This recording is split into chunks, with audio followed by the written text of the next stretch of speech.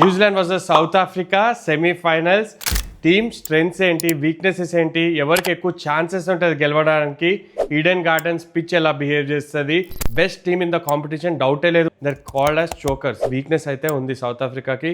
ఏం చేయాలి టాస్ గెలిచి? ఫస్ట్ బ్యాటింగ్ సెకండ్ బ్యాటింగ్ అన్ని కూడా డిస్కస్ చేద్దాం ఈ వీడియోలో.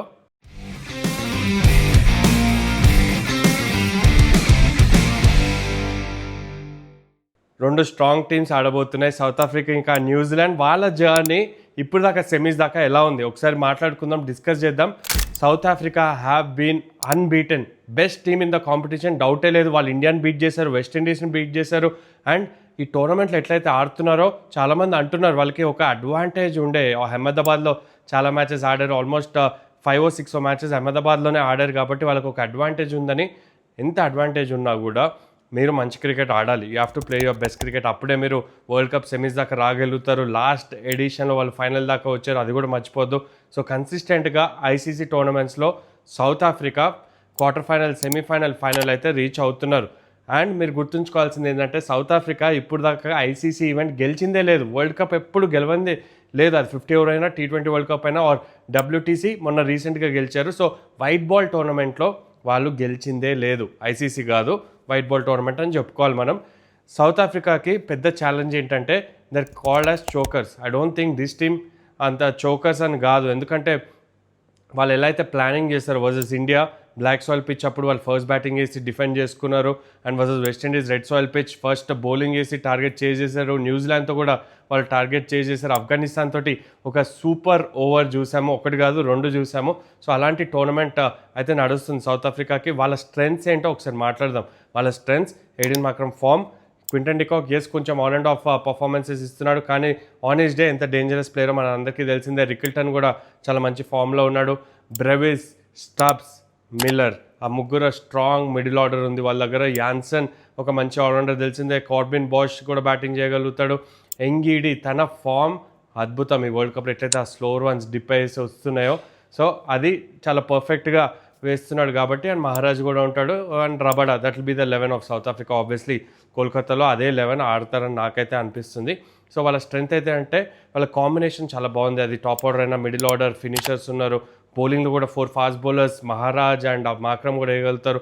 కాంబినేషన్ అయితే సూపర్గా ఉంది. అదే విన్నింగ్ కాంబినేషన్ వాళ్ళు ఆడిపిస్తారు. So that is South Africa. న్యూజిలాండ్ విషయానికి వస్తే మీరు ఒకసారి ఆలోచించాల్సింది ఏంటంటే న్యూజిలాండ్ వాళ్ళు ఇనీషియల్గా వాళ్ళు ఎలా అయితే స్టార్ట్ చేశారో, ఆర్ మనం ఏదైతే బైలాటరల్ సిరీస్ అయిందో వర్సెస్ ఇండియా, ఎవరు కూడా ఛాన్స్ ఇవ్వలేదు. నేనైతే ఇవ్వలేదు. న్యూజిలాండ్ సెమీఫైనల్కి వస్తుందా అంటే నేను డౌట్ చేశాను. స్టార్ట్ ఆఫ్ ద టోర్నమెంట్ వాళ్ళు చెన్నైలో ఎక్కువ మ్యాచెస్ ఆడారు. దాని తర్వాత సూపర్ 8 శ్రీలంకలో ఆడారు. అక్కడ వెళ్ళి ఎంత బాగా అడ్జస్ట్ అయ్యారు, దానికి క్రెడిట్ ఇవ్వాలి. ఫస్ట్ మ్యాచ్ వాష్అవుట్ అయింది వర్సెస్ పాకిస్తాన్, కానీ ఎలా అయితే నెక్స్ట్ 2 మ్యాచ్లు గెలిచారో వర్సెస్ శ్రీలంక, ఎలా అయితే ఆడారో వాళ్ళు. లక్కీగా శ్రీలంక కెప్టెన్ టాస్ గెలిచి బౌలింగ్ ఎంచుకున్నాడు ఆర్పిఎస్ స్టేడియంలో, వాళ్ళకి కలిసి వచ్చింది. అండ్ బ్యాటింగ్ కూడా బాగా చేస్తున్నారు. టాప్ ఆఫ్ ది ఆర్డర్ వాళ్ళ దగ్గర ఫైర్ పవర్ ఉంది. ఫిన్ ఆలన్, సైఫర్డ్, రచిన్ రవీంద్ర డీసెంట్ ఫామ్లోకే వస్తున్నాడు. ఫిలిప్స్ మంచి ఫామ్లో ఉన్నాడు. ఓన్లీ కన్సర్న్ ఏంటంటే వాళ్ళకి ఇప్పుడు దాకా మిచెల్ అంత ఫామ్లో లేడు. చాప్మన్ కూడా అంత రన్స్ చేయట్లేదు. సో టాప్ ఆర్డర్ ఒకవేళ టాప్ 4 అవుట్ చేయగలిగితే సౌత్ ఆఫ్రికా 5 and 6 రన్స్ చేయట్లేదు. శాంట్నర్ డీసెంట్గానే రన్ చేస్తున్నాడు. ఈ మ్యాచ్లో మళ్ళీ వాళ్ళు నీషమ్ని తీసుకొని వస్తారు. Jimmy Neesham will be back in the playing level అని నాకు అనిపిస్తుంది. That will be the team. And fast బౌలర్స్లో Ferguson, Matt Henry, I think Jacob Duffy వస్తాడేమో ఇస్తోది ప్లేస్లో అని నాకు అనిపిస్తుంది ఈ మ్యాచ్లో. So that will be the 11. ఒకటే స్పిన్నర్ వాళ్ళు కూడా ఆడిపిస్తారు. 4 ఫాస్ట్ బౌలర్స్ వాళ్ళు వెళ్ళే అవకాశం ఉంది. ఇద్దరు సైడ్ సేమ్ కాంబినేషన్ ఆడిపిస్తారు. 4 ఫాస్ట్ బౌలర్స్, ఒక spinner and 6th bowling option కావాలంటే రచిన్ రవీంద్ర వేసే అవకాశం ఉంది. That will be the 11 of New Zealand. వాళ్ళ స్ట్రెంగ్స్ ఏంటంటే, రెండు టీంలు కూడా స్ట్రెంగ్స్ ఏంటంటే ప్లానింగ్ ఎప్పుడు కూడా పర్ఫెక్ట్గా చేస్తారు. ఆపోజిషన్ బట్టి ఏ బౌలర్ని ఎప్పుడు వేయాలి, ఫీల్డ్ ప్లేస్మెంట్స్ కానీ, ఫస్ట్ బౌలింగ్ చేయాలా, సెకండ్ బౌలింగ్ చేయాలా, పిచ్ బట్టి, డైమెన్షన్స్. అండ్ మెయిన్గా ఏంటంటే సెమీఫైనల్ లాంటి ఈవెంట్లో టాస్ గెలిచి ఫస్ట్ బౌలింగ్ చేయాలా, సెకండ్ బౌలింగ్ చేయాలా. మనం ఇండియా వర్సెస్ వెస్టిండీస్ అదే వెన్యూలో చూసినట్టయితే డ్యూ వచ్చింది. తర్వాత డెఫినెట్లీ టాస్ గెలిచిన team or captain will choose to bowl first.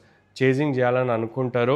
195 chase అయిపోయింది లాస్ట్ మ్యాచ్లో. బ్యాటింగ్ పిచ్ ఎప్పుడు కూడా చేజింగ్లో ఈడెన్ గార్డెన్స్లో సక్సెస్ పొందుతారు. Definitely toss will be the crucial factor. మీరు గుర్తుంచుకోండి, టాస్ గెలిచిన సైడ్ గెలిచే ఛాన్సెస్ ఎక్కువగా ఉంటాయి. 2 సైడ్లో బ్యాలెన్స్ బాగుంది. ఇన్ఫార్మ్ బ్యాటర్స్ ఉన్నారు. బౌలింగ్ కూడా చక్కగా ఉంది. మ్యాట్ హెన్రీ ఎట్లయితే న్యూ బాల్తో వికెట్స్ అందిస్తున్నాడో, శాంటనర్ డీసెంట్గానే ఇస్తున్నాడు. డఫీ ఈ టోర్నమెంట్ అంత ఫామ్లో లేకపోయినా what he can do. Definitely అందరికి తెలిసిందే లాకీ ఫర్గ్యూసన్ దగ్గర పేస్ ఉంది. సో కాంబినేషన్స్ ఇద్దరిది కూడా బాగున్నాయి కాబట్టి ఒక మంచి థ్రిల్లింగ్ సెమీఫైనల్ అయితే చూడబోతున్నాం.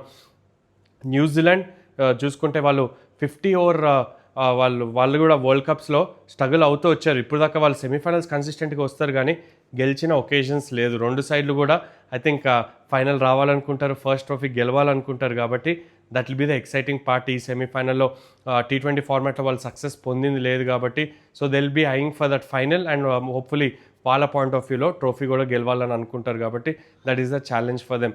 సరే ఛాలెంజెస్ ఏం ఎదుర్కొంటారంటే రెండు సైడ్లు చూసుకుంటే ఒకవేళ మార్క్రమ్ తొందరగా అవుట్ అయితే క్వింటన్ డికాక్ అంత ఫామ్లో లేడు. రికిల్టన్ ఇంకా బ్రెవిస్ కూడా మీరు చూస్తే హాఫ్ సెంచరీస్ ఏం పెద్దగా కొట్టాడు. తను 30-40 అట్లా వచ్చి ఫాస్ట్గా కొట్టేస్తాడు, తర్వాత అవుట్ అయిపోతాడు.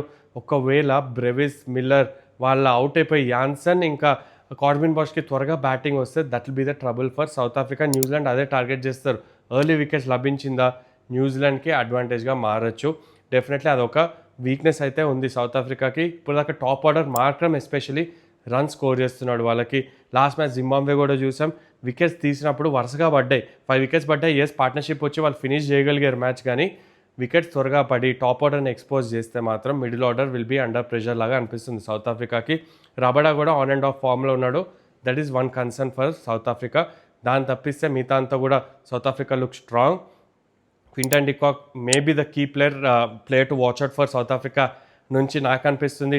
అలాంటి పెద్ద మ్యాచెస్లో big players will always step up కాబట్టి so Quinton de Kock is the player to watch out for South Africa నుంచి. ఇక న్యూజిలాండ్ సైడ్లో ఇందాక మాట్లాడుతున్నట్టు చాప్మెన్ ఇంకా డారెల్ మిచెల్ ఎక్కువ రన్ స్కోర్ చేసి లేరు. ఒకవేళ టాప్ ఆర్డర్ త్వరగా అవుట్ అయితే వాళ్ళకి కూడా కన్సర్న్ ఏంటంటే ఆ మిడిల్ ఆర్డర్ ఎస్పెషల్లీ 5 and 6లో వీళ్ళిద్దరు ఎక్కువ రన్ స్కోర్ చేసి లేరు కాబట్టి South Africa also will be targeting త్వరగా వికెట్స్ వస్తే especially Ngidi will be their key bowler. ఆ slow runs dipping slow runs వేయగలుగుతాడు కాబట్టి మనం చూసాం ఈడెన్ గార్డెన్స్లో మార్జిన్ ఆఫ్ ఎర్రర్ చాలా తక్కువ ఉంటుంది, ఫాస్ట్ అవుట్ఫీల్డ్ ఉంటుంది అండ్ సిక్సెస్ కూడా ఎట్వీల్ కొట్టగలుగుతారు కాబట్టి bowling has to be precise.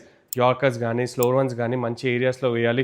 బౌలర్స్కి ఒక ఛాలెంజ్ అయితే ఉండబోతుంది. సెకండ్ బౌలింగ్ టీంకి ఇంకా పెద్ద ఛాలెంజ్ జియో వచ్చిన తర్వాత అది కూడా ఉండబోతుంది కాబట్టి సో న్యూజిలాండ్ నుంచి player to watch out for is Finn Allen నాకు అనిపిస్తుంది. ఎస్పెషలీ ఫిన్ ఆలన్, సైఫర్డ్ ఇద్దరు కూడా KKR ఈసారి సెలెక్ట్ చేసుకున్నారు. So that they will have the taste of playing in Eden Gardens. ఎలా ఉంటుంది పిచ్ కానీ లేకపోతే అవుట్ఫీల్డ్ అట్మాస్ఫియర్ అద్భుతంగా ఉంటుంది. So cracker of a semifinal అయితే చూడబోతున్నాం. నా ప్రెడిక్షన్ ఏంటంటే I want choose South Africa or I want choose New Zealand. నేనేమంటున్నానంటే the team which will win the toss will win the match అని నాకు అనిపిస్తుంది. They will choose to bowl and chasing చేసే team గెలిచే అవకాశాలు ఎక్కువ ఉంటాయి. అది ఏ టీమా అనేది మనం టాస్ అయ్యాకనే చెప్పగలుగుతాం కాబట్టి so that is my prediction. మీరేమనుకుంటున్నారు ఈ మ్యాచ్ గురించి? Excited are you? సెమీఫైనల్ స్టేజ్కి వచ్చేసాం. 3 more games, 2 సెమీఫైనల్, ఒక ఫైనల్ ఉంది. మీరు ఎవరు అనుకుంటున్నారు ఫైనల్కి వెళ్తారని? న్యూజిలాండా, సౌత్ ఆఫ్రికా? కమెంట్స్లో చెప్పండి. Keep watching. Thank you.